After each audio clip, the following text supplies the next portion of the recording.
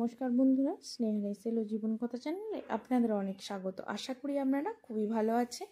আমরা বাঙালিরা শীতকাল মানে ফুলকপি মাছ আলু দিয়ে ঝোল খাবো না, এটা তো হতেই পারে না। আজকে আমি সেই রেসিপিটি আপনাদের করে দেখাবো। চলুন শুরু করা যাক রেসিপিটি।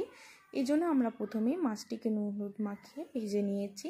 এরপর কড়াইতে আমরা আবার তেলের মধ্যে ফুলকপিগুলিকে দিয়ে দিয়েছি এবং ফুলকপিগুলিকেও আমরা নুন হলুদ মাখিয়ে খুব ভালোভাবে ভেজে নিয়েছি। তারপর আমরা এর মধ্যে জল দিয়েছি অল্প পরিমাণে, যাতে ফুলকপিটি 70% সেদ্ধ হয়ে যায়। দেখুন ফুলকপির মধ্যে জলটি এখন চলে গেছে। তারপর আমরা এটিকে ভেজে নামিয়ে নিয়েছি। এরপর আমরা আবার কড়াইতে তেলের মধ্যে আলুগুলিকে দিয়েছি। আলুগুলিকেও আমরা নুন হলুদ দিয়ে খুব ভালোভাবে ভেজে নামিয়ে নিয়েছি।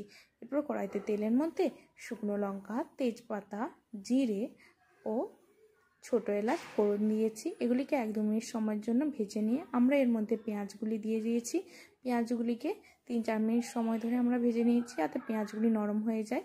এরপর আমরা আদা, রসুন ও কাঁচা লঙ্কার পেস্টটি দিয়ে দিয়েছি। আমি এখানে ঝালের জন্য কাঁচা লঙ্কা ইউজ করেছি, আপনারা চাইলে শুকনো লঙ্কা ইউজ করতে পারেন। তারপর আমরা এর মধ্যে টমেটোগুলিকে দিয়ে দিয়েছি।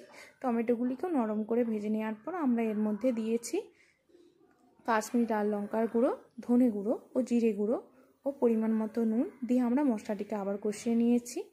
তারপর আমরা যখন মশলা থেকে তেল ছেড়ে বেরিয়ে এসেছে, এর মধ্যে 2 চামচ পরিমাণ টক দই দিয়েছি। তারপর আবার আমরা মশলাটিকে কষিয়ে নিয়েছি। আমার মনে হয়েছে হলুদগুলি যেটা আমি আলু ও ফুলকপিতে দিয়েছি তাইতে এনাফ, তাই আমি আর হলুদ দিইনি। আপনারা চাইলে আবার হলুদ দিতে পারেন। যখন মশলাটি দেখুন সম্পূর্ণভাবে তেল ছেড়ে বেরিয়ে এসেছে, তখন আমরা এই আলু ফুলকপিগুলিকে দিয়ে আবার খুব ভালোভাবে মশলাটিকে অল্প সময়ের জন্য কষিয়ে নিয়েছি। দেখুন এখন সম্পূর্ণভাবে মশলা থেকে তেল ছেড়ে বেরিয়ে এসেছে। তারপর আমরা এর মধ্যে পরিমাণ মতো জল দিয়ে দিয়েছি।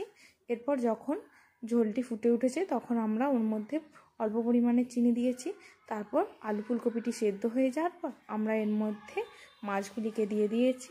এরপর গরম মশলা ও ধনে পাতা ছড়িয়ে ফুটিয়ে নামিয়ে নিলেই এই ফুলকপি আলু মাছ দিয়ে ঝোলটি একদম রেডি। এভাবে আপনারা বাড়িতে একবার হলেও বানাবেন। আশা করি ভালো লাগবে। ভালো লাগলে লাইক, শেয়ার, কমেন্ট, সাবস্ক্রাইব করে স্নেহা রাইসেল ও জীবন কথা চ্যানেলে পাশে থাকবেন। পরবর্তীতে নতুন রেসিপি নিয়ে আবার ফিরে